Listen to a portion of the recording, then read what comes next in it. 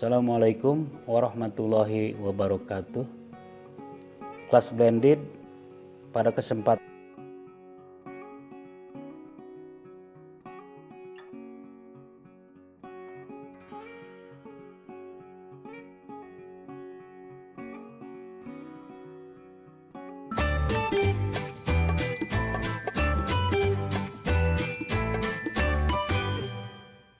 mengapa pasar dan pemasaran penting? Seperti penjelasan sebelumnya, hasil riset pasar, maka kita harus menetapkan volume jual. Ini ada kaitannya dengan skala usaha yang akan dibuat di dalam rencana usaha tersebut. Jadi di dalam penetapan volume jual, barang apa sih yang dibuat, jumlahnya berapa, spesifikasi produknya seperti apa. Untuk memperoleh hasil produksi sesuai dengan ketetapan ini, contoh ditetapkan penjualan telur 1 ton per bulan, tentunya dengan kualitas yang sudah direncanakan. Untuk bisa menjual 1 ton telur per bulan, maka harus ada rencana usaha. Mengapa harus ada rencana usaha? Karena untuk menghasilkan itu banyak sumber daya, banyak aktivitas, juga butuh investasi. Di dalam perencanaan setidaknya harus diketahui sumber daya apa yang dibutuhkan. Sumber daya ternaknya, sumber daya manusia, sumber daya kapital, sumber daya kelembagaan, sumber daya teknologi, semuanya harus direncanakan. Kemudian proses produksinya bagaimana? Pengelolaan manajerialnya seperti apa? Aktivitas-aktivitas apa yang bisa mendongkrak usaha yang direncanakan mampu menjual 1 ton telur per bulan? Kemudian di dalam usaha tidak terlepas dari partner bisnis. Kemudian di dalam usaha harus ada supporting yang mendukung. Tentunya kita butuh mitra atau partner bisnis. Butuh kandang berapa luas? Seperti apa kandangnya? Peralatannya bagaimana? Spesifikasi tenaga kerja yang dibutuhkan seperti apa? Kemudian butuh berapa investasinya? Bagaimana cost benefit yang terjadi? Apakah usaha itu layak atau tidak layak? Menghasilkan limbah atau tidak? Aspek lingkungan di sini harus diperhatikan. Termasuk juga aspek legalitas yang tidak kalah penting. Dengan contoh 1 ton telur per bulan sebagai target jual, maka rencananya harus bagaimana? Dari sisi produksi. Dengan contoh volume jual 1 ton telur per bulan, ke sebelah kiri adalah sisi produksi. Jadi perencanaannya harus seperti apa? Nah, berikutnya harus juga direncanakan pemasarannya. Harus ditentukan segmen pasarnya. Sistem penjualannya seperti apa? Rantai pasoknya bagaimana? Termasuk juga strategi pemasarannya. Semuanya harus dibuat. Jadi dari contoh volume jual yang sudah ditetapkan 1 ton telur per bulan, ke sebelah kiri bagaimana rencana produksi di dalam usaha tersebut, ke sebelah kanan bagaimana rencana pemasarannya. Ini mutlak harus direncanakan. Pasar ini penting.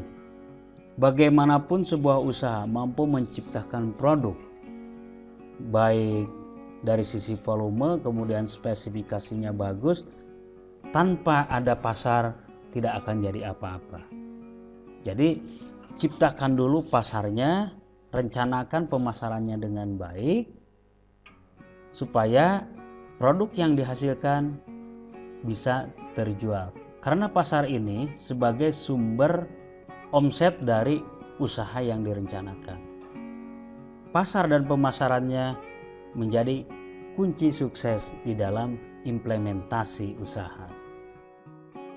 Kita masuk sekarang ke peranan analisis pasar.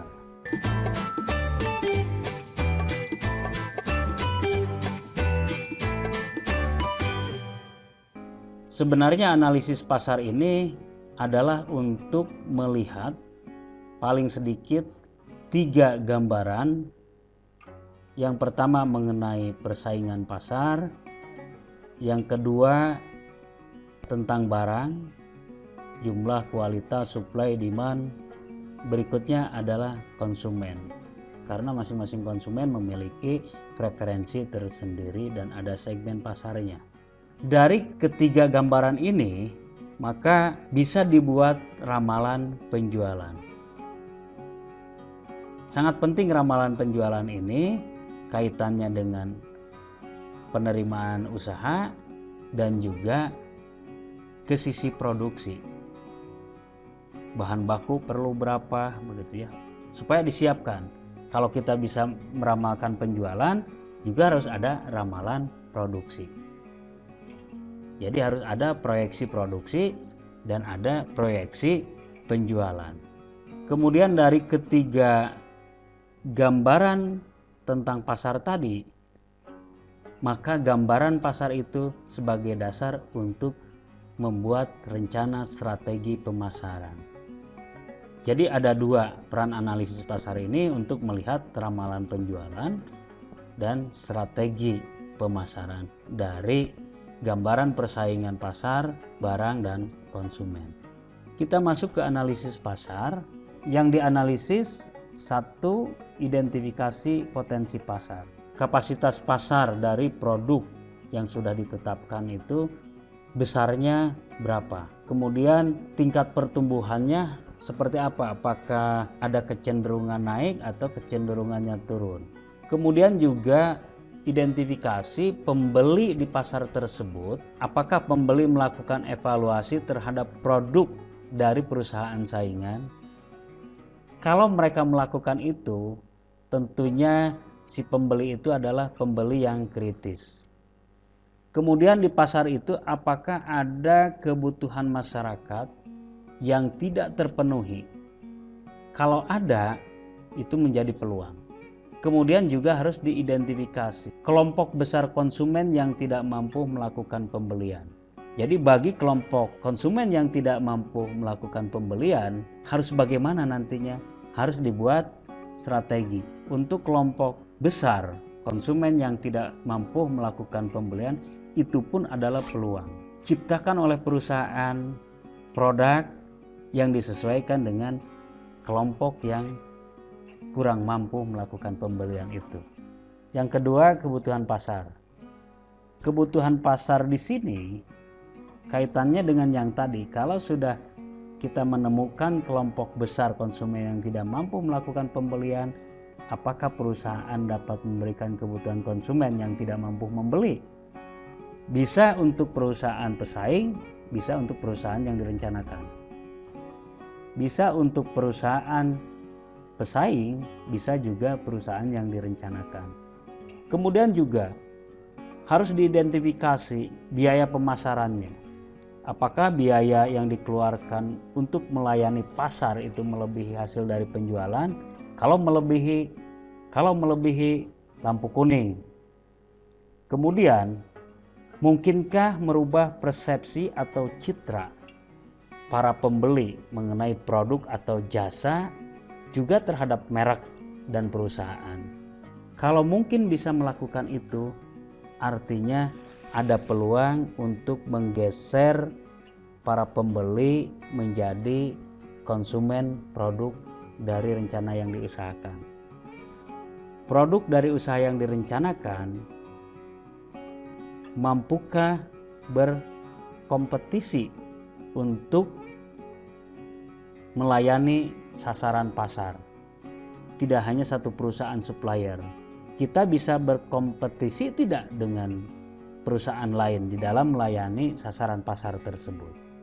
Sekian sajian video kali ini. Untuk aspek pasar dalam studi kelayakan selanjutnya bisa diikuti pada bagian yang ketiga. Semoga tayangan ini bermanfaat.